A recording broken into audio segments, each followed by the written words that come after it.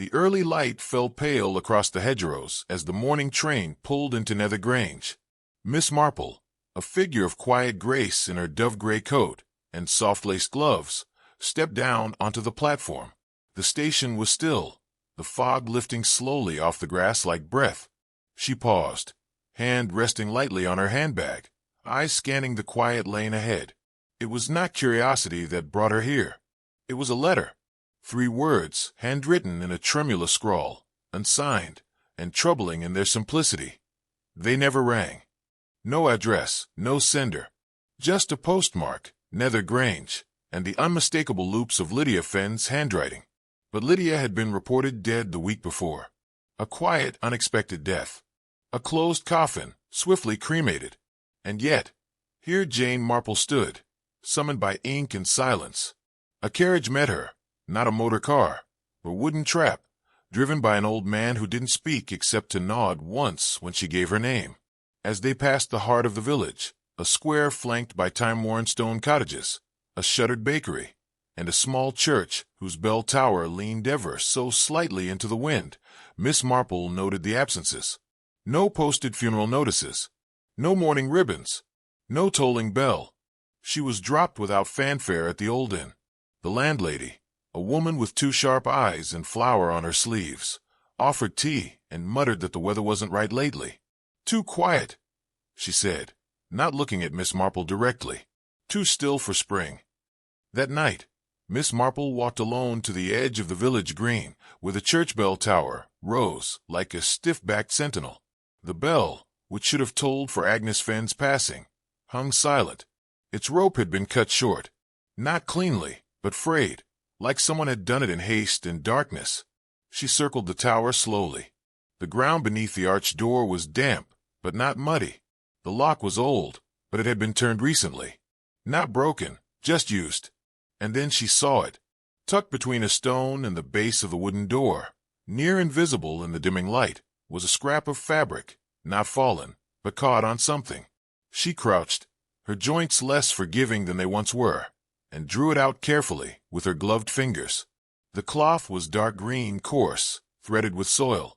A piece of a coat, she thought, one not worn daily, but perhaps for Sunday best, the kind a person wears to funerals, or to hide something important.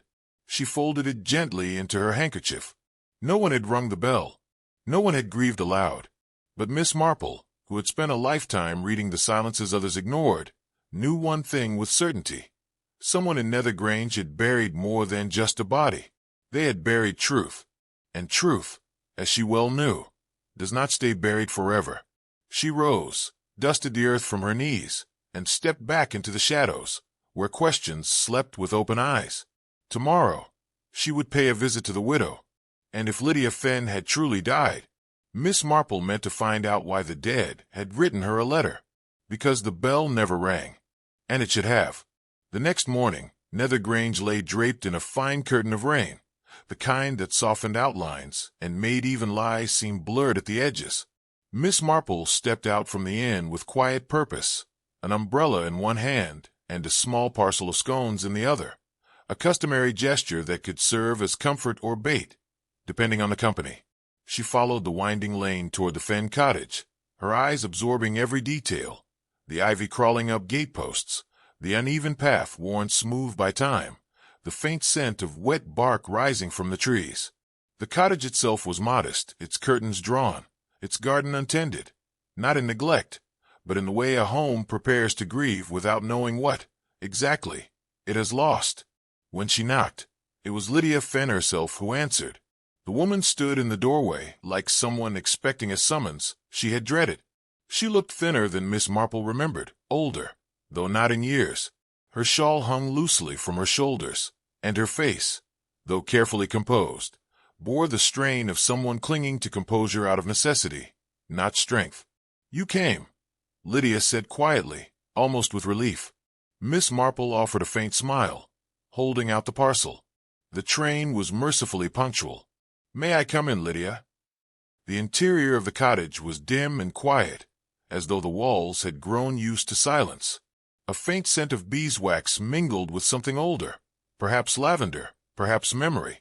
The hearth had not been lit. 3 framed photographs sat on the mantel, one of Lydia herself in her younger days, one of Agnes, the deceased sister, her eyes sharp and untrusting, and a third, a girl unsmiling, her features blurred not by age, but by deliberate absence. "That's Margaret, isn't it?" Miss Marple asked gently, motioning to the photograph. Lydia's expression flickered. "No, that's someone else. She left. Long ago." They sat in the front room. Tea poured in cracked porcelain, the kind passed down when nothing else remains. Lydia's hands trembled faintly as she poured, though she said nothing of it. Miss Marple sipped her tea, letting silence settle until the moment turned fragile enough to break with ease. "I received your letter," she said softly. Lydia's cup froze midair. For a long second, her eyes locked with Miss Marple's, not in denial, but in fear. "I didn't write it," she whispered. "Oh, I did, but not last week." "When then?" "A month ago," Lydia said. "Before Agnes died. I wrote it out of fear. I didn't know what to do. But when I heard no reply, I thought perhaps it didn't matter anymore." Miss Marple set her cup gently on its saucer. "Agnes died last week. Yet the letter was postmarked 4 days ago, and it bore your handwriting." Lydia exhaled shakily. "I don't know what to tell you. They cremated her without my say. They said it was for the best. No viewing. No delay. Did you see the body?" Miss Marple asked. Lydia looked away. "No. They told me she had changed. That it would be better not to remember her like that." "And did you?" Miss Marple asked again, her voice soft. "Remember her, I mean?" Lydia's fingers tightened on the cup's handle. "No. I only remember how quiet the house became when she was gone. Too quiet, as if something else had gone with her." Miss Marple studied her carefully. There was grief in her words, yes, but something deeper, unspoken, a fear that lingered long after morning ended. "Something was taken," Lydia said after a moment, almost to herself. "From Agnes, before she died." "What was it?" "A key," she whispered. "She kept it on a ribbon, for the bell tower. She never explained it, just said it opened a place no one had been in years. I found the ribbon, cut clean, but no key." Miss Marple's eyes narrowed slightly.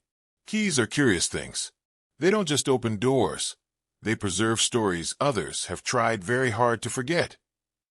Lydia nodded, the truth pressing visibly at the edges of her restraint.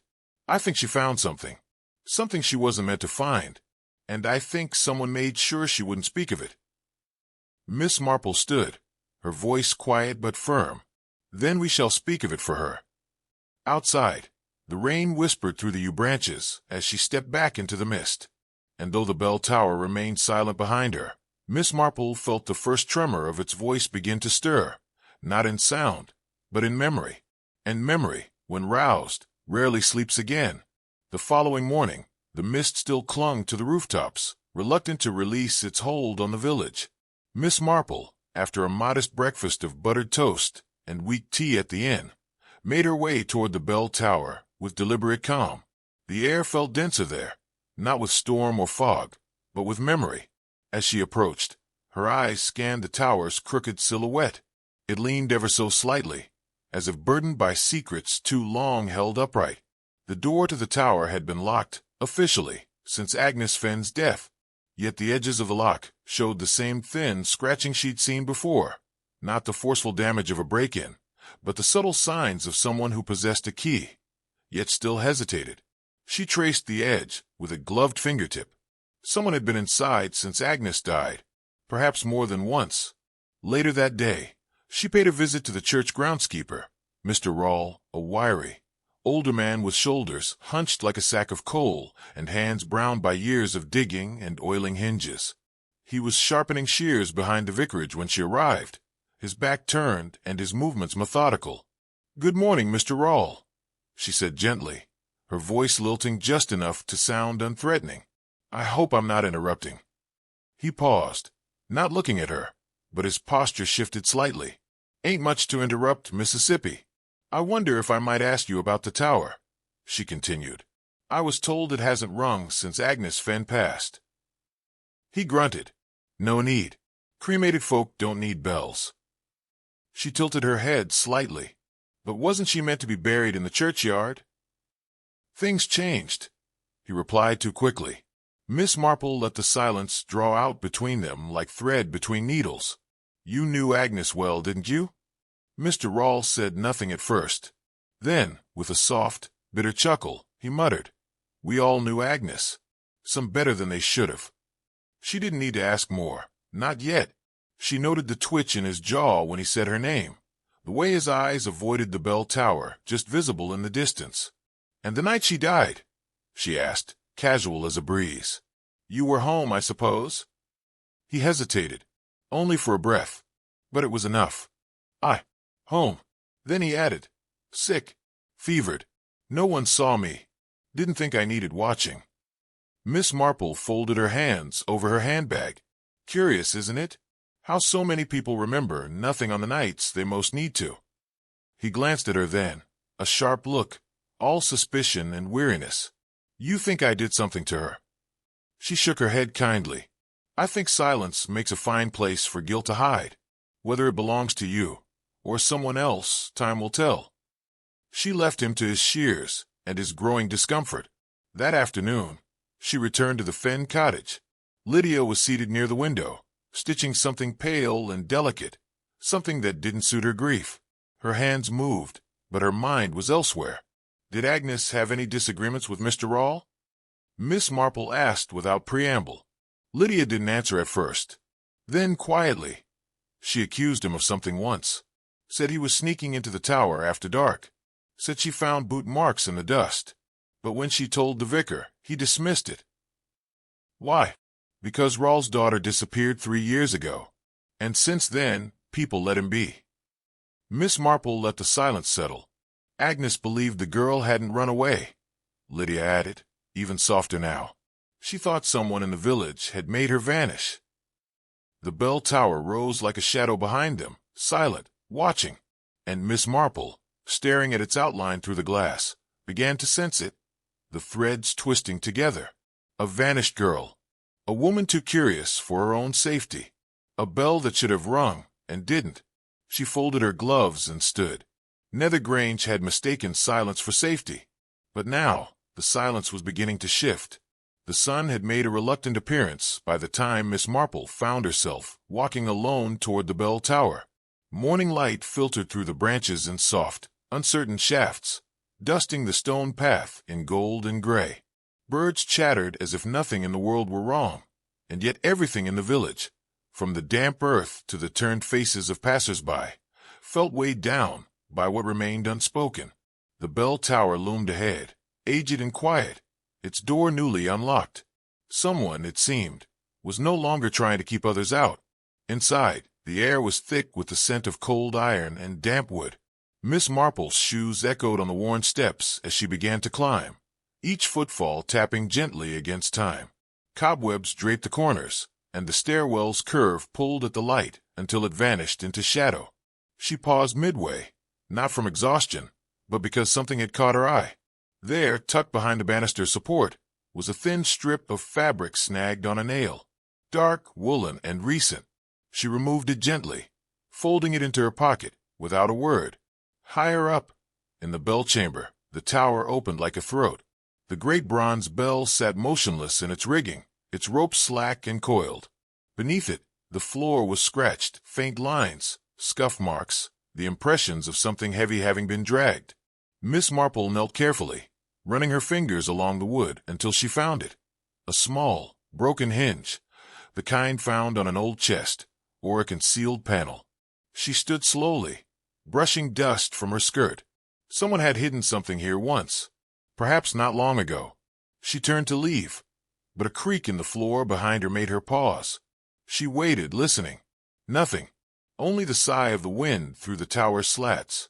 Still, she knew better than to ignore what instinct whispered. The tower was watching. Back at the inn, she laid the strip of woolen cloth beside her gloves. It was dark brown, coarse, and freshly torn, not from a woman's skirt or apron, but a man's coat. She thought immediately of Mr. Rawle, but his coat had been green and threadbare. No, this was newer and tailored. Someone else had been in that tower. someone who had no business being there, and who hadn't expected to leave anything behind. That evening, she returned to the Fen cottage.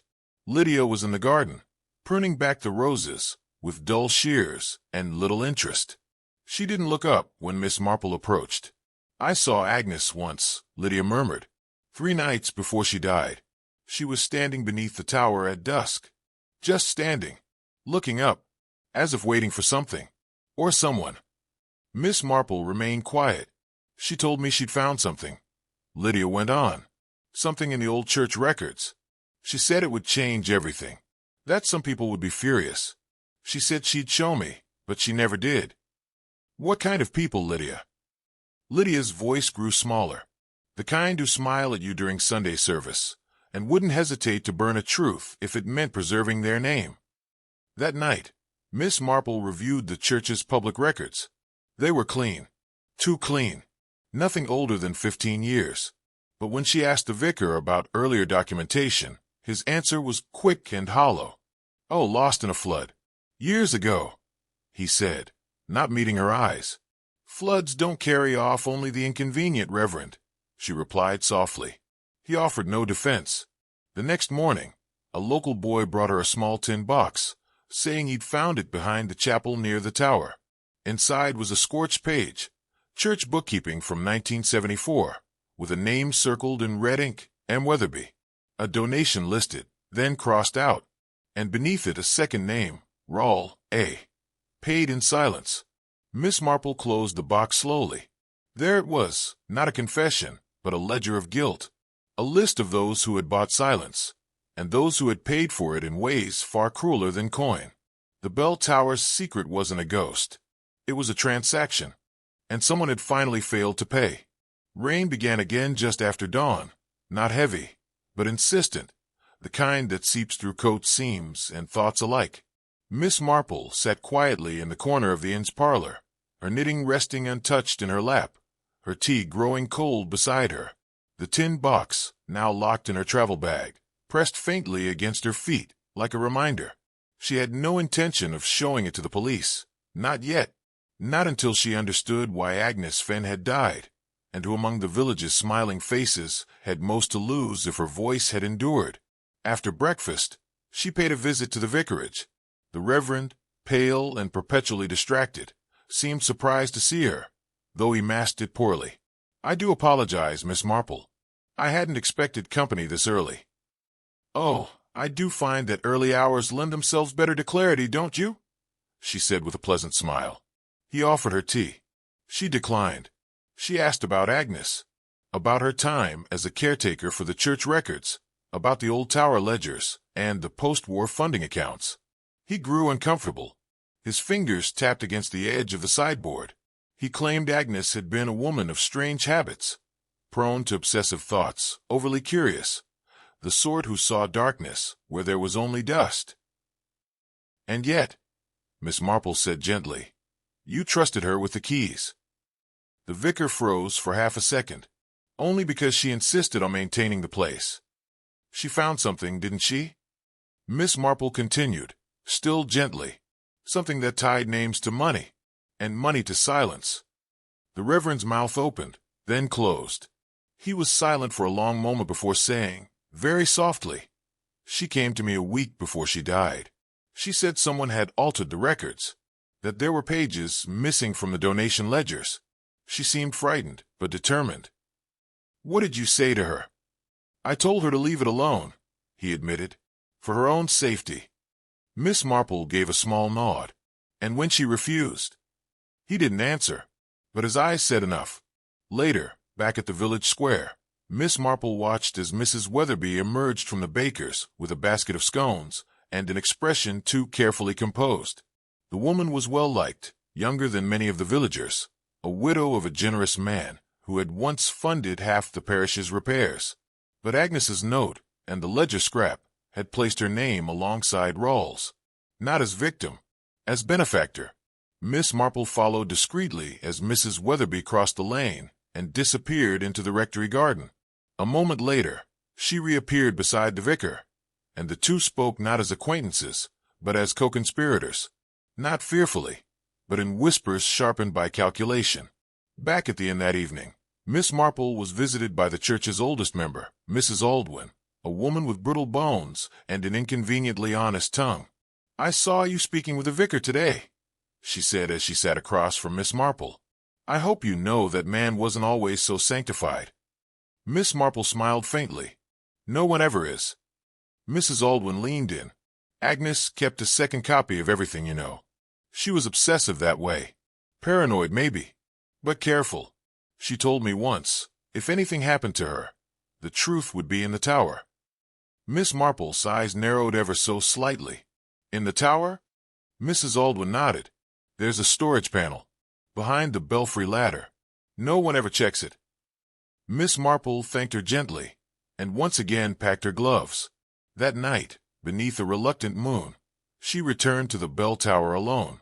She climbed quietly, hands steady despite the hour.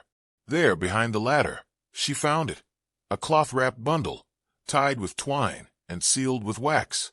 Inside, ledgers, full, unedited, and annotated in Agnes Fenn's steady hand. Each page told a story, of donations that vanished, of repayments made quietly to those whose daughters or secrets had disappeared. And on the last page, a note: "If I am gone, then the bell must ring. Once. For justice." Miss Marple touched the bell rope. For a long moment, she hesitated. Then, with a sure hand, she pulled. The bell rang once, deep and true, echoing through Nether Grange like a name remembered. The village heard it, and though no one said it aloud, everyone understood. Agnes Fenn had spoken, and now Miss Marple would do the rest. By morning, Nether Grange was restless. The bell had not rung in months, not since Agnes Fenn's quiet death and the hastily arranged cremation. Yet now, with its single chime still lingering in the minds of every villager, questions had returned, like smoke curling beneath the locked door. The baker whispered to the postmistress to the blacksmith, and by the time the butcher opened shop, even the schoolchildren spoke of ghosts. But Miss Marple, who knew better than most that ghosts rarely write ledgers, remained focused on the living. She spent the early hours in the chapel, reviewing the recovered documents with slow, steady care. Agnes's notes were meticulous, her handwriting small but deliberate. Names appeared again and again, always the same three: Rawle, Weatherby, and Partridge. 3 pillars of the community, 3 shadows beneath the bell. Later, she walked to the edge of the village, where the cottages thinned and the hedgerows grew wild. She came to a small, neglected home belonging to Mr. Partridge, mild, graying, known for his punctual tithes and dull conversation. He was in his garden, pruning roses with unusual intensity, the shears slicing clean through stems that did not need trimming. Miss Marple greeted him gently. "You must be shaken," she said. "The bell, I mean. It's never just a sound, is it?" Partridge looked up, startled. His expression was wrong, not surprised, but prepared, like a man rehearsing disbelief. "I assumed it was a mistake," he said too quickly. "A rope come loose, perhaps." She smiled kindly. "Perhaps." She turned to go, but paused. Oh, one wonders what Agnes might have thought, had she heard it. She was always fond of truth, wasn't she? His jaw tightened. He didn't respond. By the time she reached the churchyard, the vicar was already waiting. He had the look of a man unraveling, his collar too tight, his gaze restless. "You've stirred something," he said. "Something I thought buried." "Things buried improperly tend to resurface," Miss Marple replied. He motioned toward the chapel's interior. "There are people in this village who have carried secrets for decades, the kind that rot from the inside out." "And what did you carry, Reverend?" He looked down at his hands. "Guilt," he whispered. "Not for what I did, but for what I allowed, for what I didn't stop." She said nothing.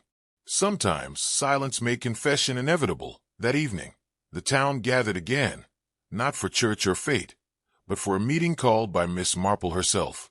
They came reluctantly, as people do when something unpleasant looms, but they came. Lydia Fenn sat near the front, pale and still. Mr. Rawle remained in the back corner, his cap in his hands.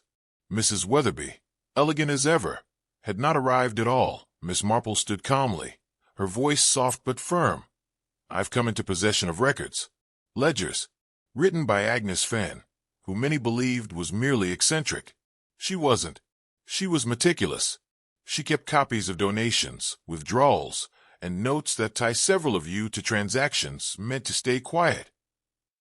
A murmur rippled through the hall. She knew something dangerous, Miss Marple continued. Something worth silencing. And someone, or several someones, chose silence over truth. She stepped aside.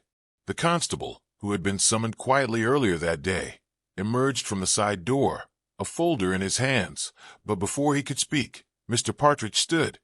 "She was going to ruin everything," he said, his voice shaking. "She told me she was going to publish the names, take them to the diocese. She didn't understand. We weren't hurting anyone. We were protecting the village." "Protecting it from what?" Miss Marple asked. "From disgrace. From shame." Mr. Rawls stood suddenly, fists clenched. "Disgrace," he barked. "She was going to give my daughter justice. After all this time. That's not disgrace, that's grace." Partridge turned on him. "And what would you have done? Let all come out? Let everyone know what we let happen in that tower?" The room stilled. Miss Marple stepped forward.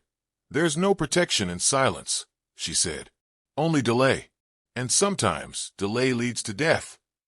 Outside, the bell tower loomed, silent, but no longer unspoken. Inside, Nether Grange sat in stunned stillness, listening to its own breath again, and Miss Marple, her hands folded gently, knew that the reckoning had begun. By the following morning, Nether Grange had turned inward. Curtains stayed drawn longer than usual, footsteps softened on cobbled paths, and even the birdsong seemed hesitant. The truth, once exposed, does not spread like wildfire. It lingers like smoke, creeping under doors, clinging to fabric and memory. Miss Marple walked slowly to the vicarage under a dim and cloud-choked sky, her gloved hands folded neatly over the handle of her handbag. She was not here to accuse. She was here to finish what Agnes Fenn had begun. Inside, the vicar sat hunched over his desk, the ledgers Miss Marple had recovered open before him. His fingers traced the pages not as a priest, but as a man looking at a crime scene, one he had passed through daily and ignored. Miss Marple did not speak at first. She simply placed a slip of paper in front of him, a copied page from Agnes's second ledger, listing names, dates, and notes scrawled in a slanted hand. 3 entries stood out, each marked with the symbol of a bell. "Do you know what that means?" she asked softly. He hesitated, then nodded. "Those were the ones tied to the tower." "Explain." He exhaled slowly. Agnes found out about the old restoration fund, how certain villagers contributed sums, but those sums were never accounted for in the church's financial books. She discovered that those donations were not acts of charity, they were payments. Payments for silence, each tied to some misdeed. An affair here, a theft there, and then a girl. Miss Marple's voice was quieter than ever. "Rawls' daughter." He nodded, shame crawling across his face. "She vanished 3 years ago. The records say she left town, ran off.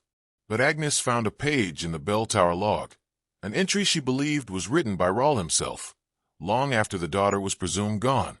It mentioned her name. It said she had come back to the tower, asking questions. No one believed it, but Agnes did, and she started asking too. Miss Marple's eyes softened, and then she died. She was silenced. A pause. By whom? The vicar looked away. "I don't know. I swear to you. I tried to warn her. But the village, it has a way of protecting itself." Miss Marple straightened. "No, the village doesn't protect itself. People do. People like Weatherby, Partridge, perhaps even you." That afternoon, she visited Mrs. Weatherby. The widow stood in her rose garden, trimming blossoms with the precision of someone who'd spent her life sculpting appearances. She smiled as Miss Marple approached, polite, poised, but slightly too rehearsed. "You've come to scold me, Miss Marple?" she asked lightly. "I've come to understand you." Weatherby paused, then said, "Agnes was always meddlesome. She was persistent. Not unlike yourself, I imagine." Weatherby's smile faltered. Miss Marple stepped closer. You gave money to the church, but not for the church's sake. You paid to keep a page torn out, didn't you? A page that might have mentioned your husband's name, his involvement with a girl, the same one who vanished.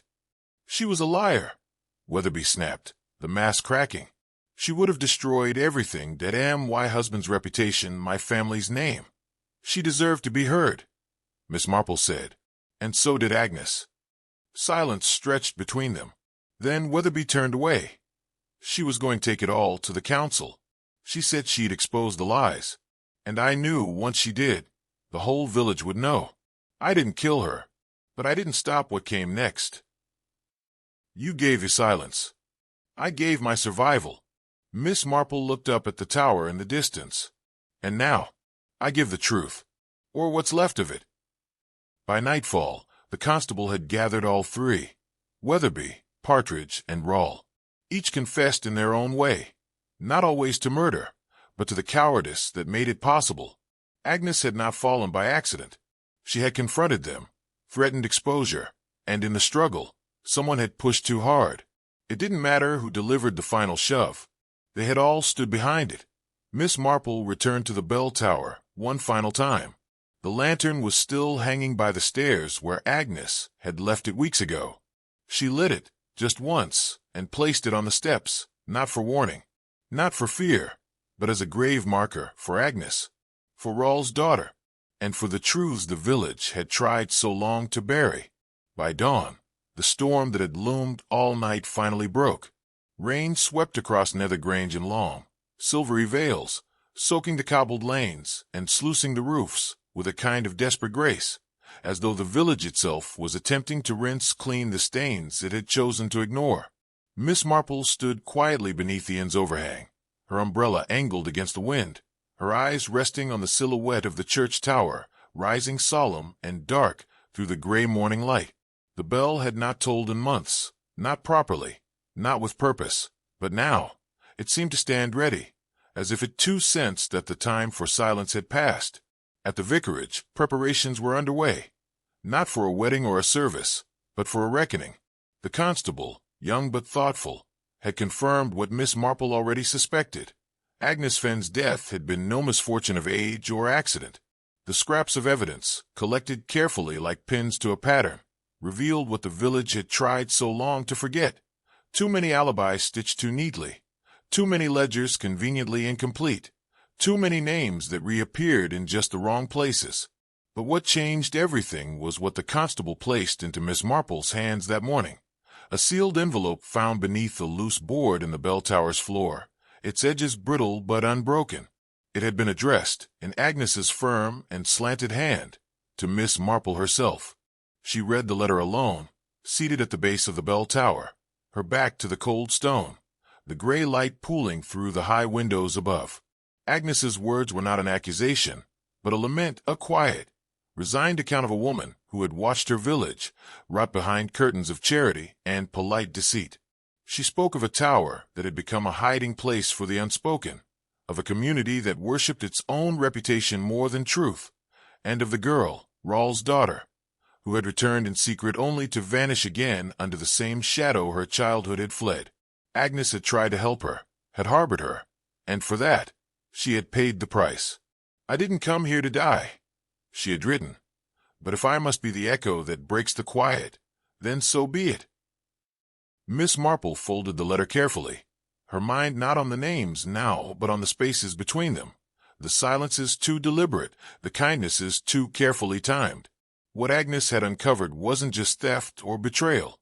It was something deeper, the mutual agreement to not disturb the waters, the unspoken oath that said, "We do not speak of that here."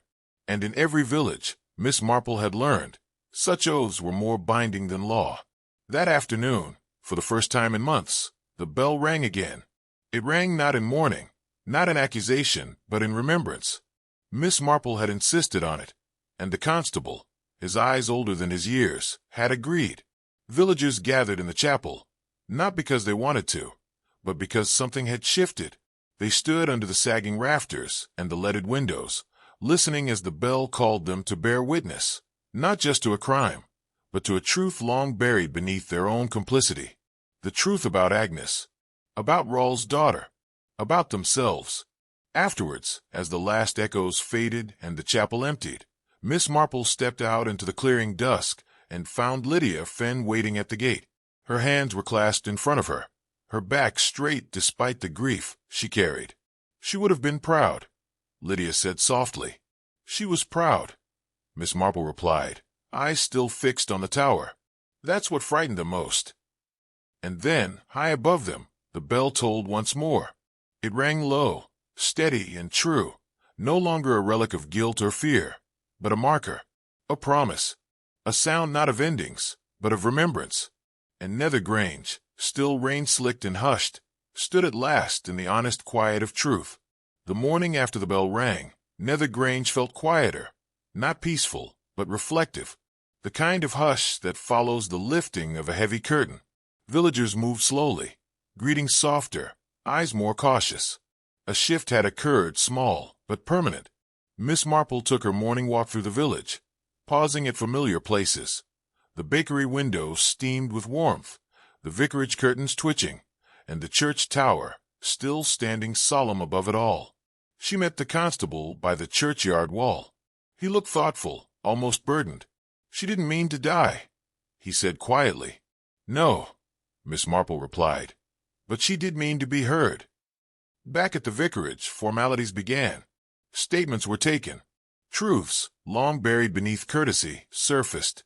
Mrs. Weatherby confessed again, this time without grace or performance.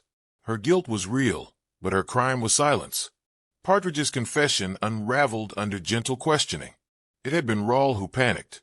Agnes had discovered too much, tried to reveal it, and in trying to stop her, just for a moment, Rawle had pushed. The fall had been swift. The cover-up, carefully rehearsed. That evening, Miss Marple climbed the bell tower alone. She moved slowly, her fingers grazing the rail where the fabric had caught. At the small window where Agnes once stood, she placed the scrap on the sill, quietly, respectfully. They hear you now, she whispered. Then turning, she descended into the softening silence of a village, finally ready to remember. By the time morning light filtered through the gray sky of Nether Grange, the storm had passed.